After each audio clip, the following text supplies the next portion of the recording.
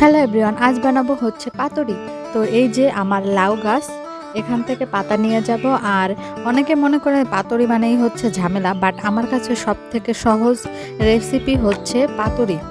কারণ একবার বসিয়ে দিলেই হয়ে যায়, এটা আরও তরকারি রান্না করার চেয়ে ঝামেলা কম।